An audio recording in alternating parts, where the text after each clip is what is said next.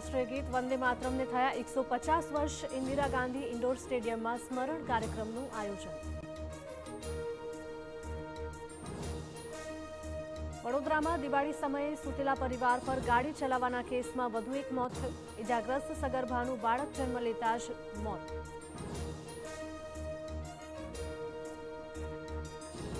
વલસાડમાં વધુ એક ગેરકાયદે ફેક્ટરી પર ડીઆરઆઈની રેડ। કેમિકલ લાવી પાવડર ફોર્મમાં માદક પદાર્થ બનાવવાનો પર્દાફાશ।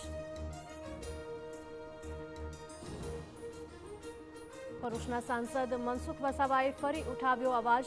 રસ્તાની કામગીરીમાં ભ્રષ્ટાચાર, રાજકીય દબાણ થતું હોવાનો આરોપ।